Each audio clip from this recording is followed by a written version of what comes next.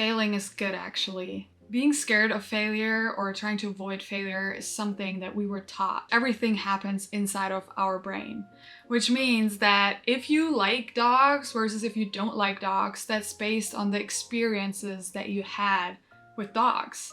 And that applies to everything else as well. Growing up in school, being graded, we have this fear of failing our class, of having to redo a whole school year or not being able to get into a certain college. Because we're so driven by that fear, that keeps us from actually achieving any kind of dream that you have. One of my biggest dreams was to start a YouTube channel. I didn't do it for over 10 years because I was worried about how people would perceive me. I was worried about if no one's gonna watch my videos, of me trying to put in so much work but it's not going to pay off in any kind of way. And that's the wrong way to approach anything. I could have started YouTube like 6 years ago. I didn't do it because I was so scared. And what I learned, my main takeaway of my internship was that because I was so scared to fail, I never asked for new tasks. And that way, because I never failed, I was not able to grow. We don't get that taught from society or anything, that we need to fail in order to grow.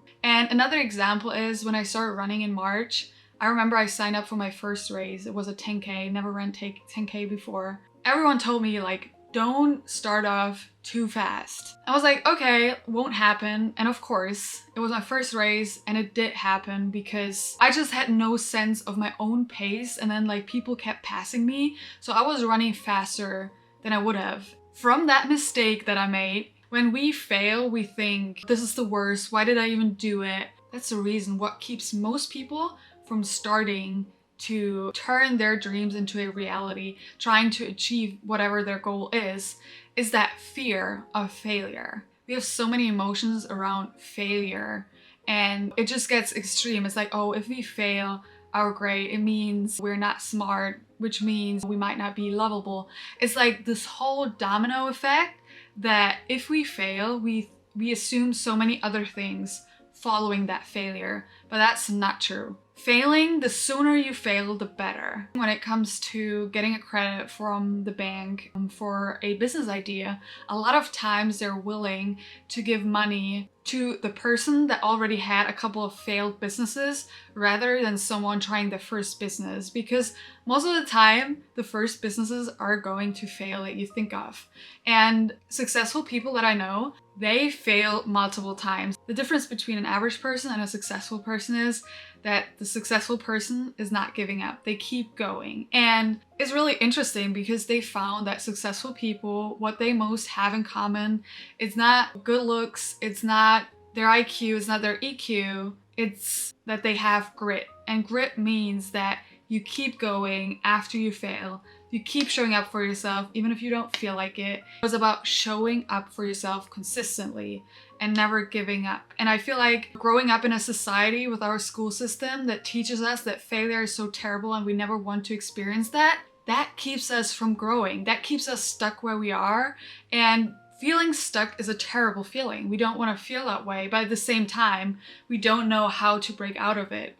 And I think it's important that we change the way that we think about failure. And I remember in my internship where I was too scared to make failures, I didn't ask for new tasks. My other coworker, she was older and she kept asking for new things. And of course, she did make mistakes doing all these tasks. But because of doing these mistakes, she was able to learn and grow and have way more skills in that field than I was able to get by avoiding failure. If you view failing as a learning experience, I think that changes the whole narrative.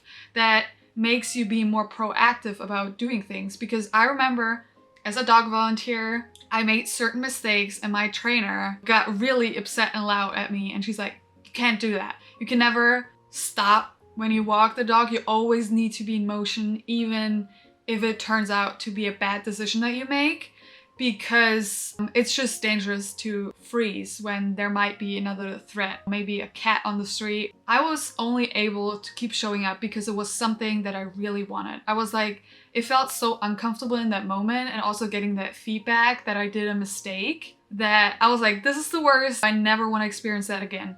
That's what our brain tells us, because we just try to fill in the picture and be like, okay, you failed here, and that means this will not going to work, this will not going to work. But it will. It will come together, and every mistake is something that is burned into your brain, and you're like, okay, this didn't work, so I might need to just change my attempt, and then it will work. That's how you want to think, because that opens so many doors.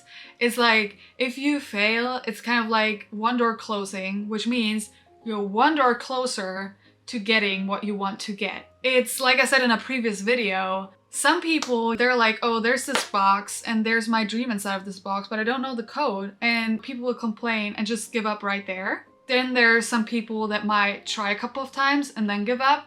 And then there's the successful or extraordinary people that put in so many codes, so many failures until the door opens, because they put in so many codes. But that also means you need to be able to fail so many times in order to succeed that one time. And then you keep repeating that process, because now you can put that learning that you made in that field, whatever, if it was work related, hobby related, trying to learn something new, these skills that you learn, you can use for like other fields. We all make mistakes and we all are going to fail. And it's more important about understanding that it is okay and it's a part of the process.